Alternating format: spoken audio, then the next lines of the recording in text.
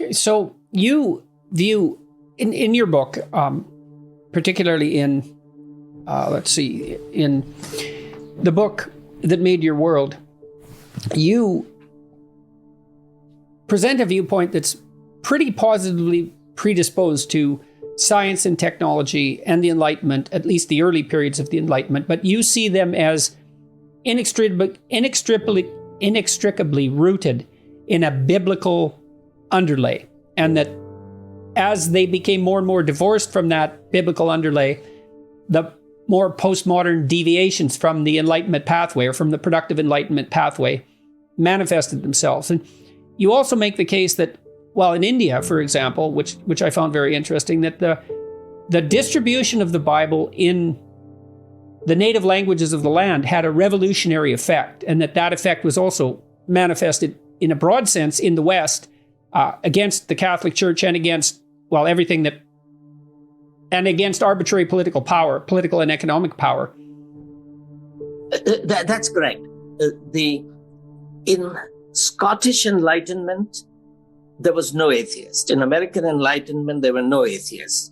In British and English Enlightenment, only Thomas Hobbes was the atheist. It was only when you come to the French Enlightenment that you have atheists. And the end result of French Enlightenment was disaster. Our universities were telling us, the Department of Politics, etc., were telling us that our freedoms come from Rousseau, Voltaire, French Revolution. But they were also telling us that within 3 years of the start of the French Revolution, the revolutionaries themselves described their rule as a reign of terror. And within 10 years, the whole revolution ended with the dictatorship of Napoleon Bonaparte. So I began to realize that our professors were not, either they didn't know the truth, that they had been deceived by American universities, like ancient philosophy, political philosophy begins with Plato, Republic.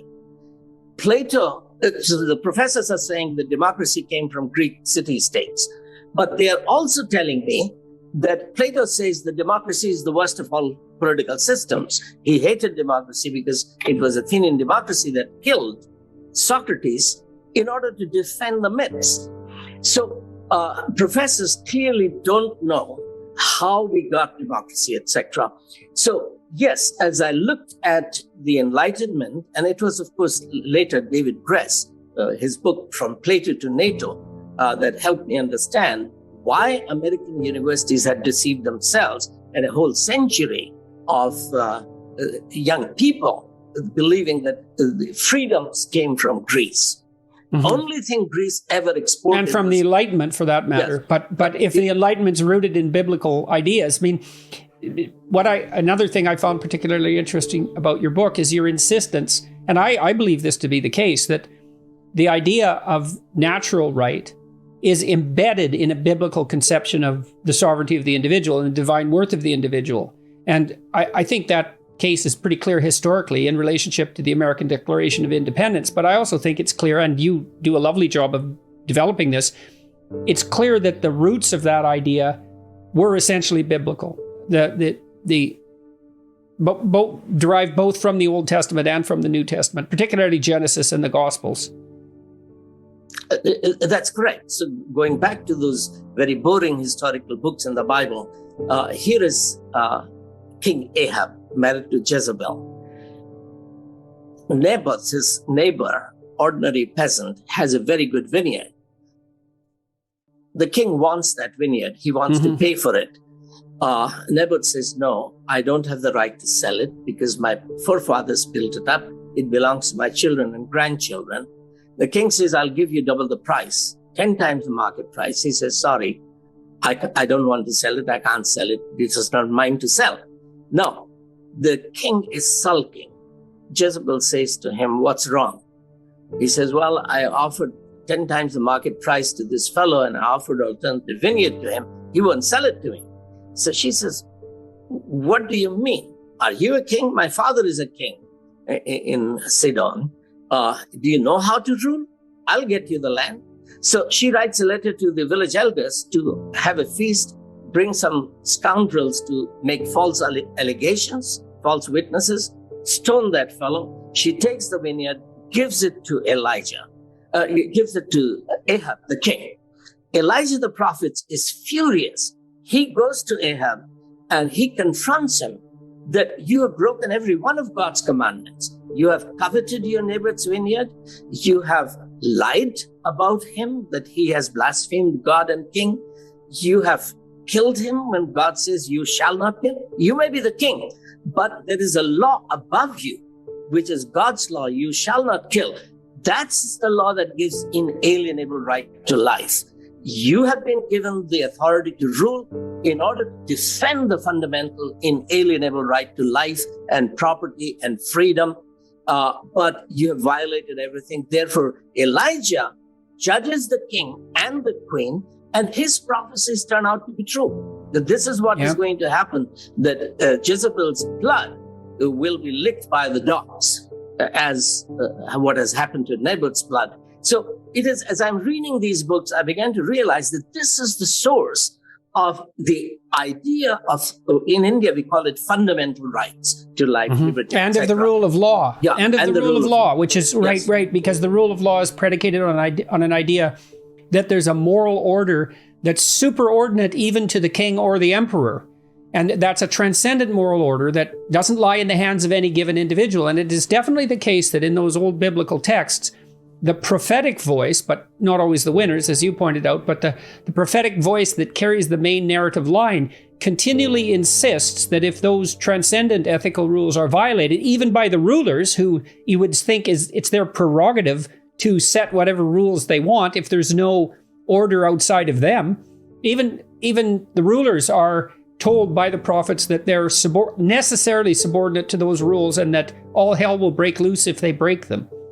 Yeah, this, of course, became very personal for me when I started this research and writing, because there had been a hailstorm in 1980, which had flattened the wheat crop in 100 villages. I began to organize relief, and the district magistrate sent me an order, formal order, that your work is illegal, stop it. Because there is a law in our state that in the event of natural calamity, no private parties cannot collect donations. So I gave a formal response. Thank you for telling me about this law. We will obey it. We will not collect any donation. We will give. So I gave a second order that if you're not collecting any donation, how can you give?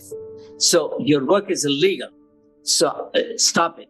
So I wrote formally that the scriptures command us to obey the magistrates. So we will obey your order. We will not give any relief, but we will ask the peasants who are hurting to pray for relief. Maybe the government itself will grant the relief. I got a third order that your prayer meeting is illegal. Now, this was not a Christian meeting in a church. This was in Gandhi ashram. Gandhian style of prayer was very theistic prayer. So Gandhi ashram, who had been watching us for several years of what we are doing with the poor, they invited me to hold a public prayer meeting in their premises. And the district magistrate says, this will disturb the peace and tranquility, law and order of my district. So your prayer meeting is banned. Now, am I now required by the Bible to obey the magistrate?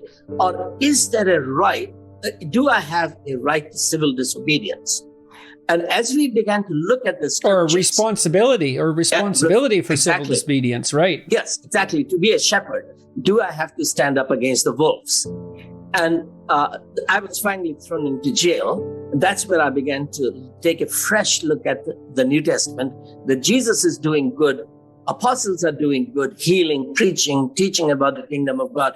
Why is he crucified? Why are they being stoned? Why are they being killed? Why are they the troublemakers turning the world upside down? And that's exactly the point that you made, that the rulers, government has authority, as the Declaration of Independence in the American Constitution says, that governments are constituted to defend and promote the laws that are given by the Creator. Every person is made in God's image and endowed by his Creator with inalienable rights. You give up that biblical framework that the rights come from God, his command, you shall not kill.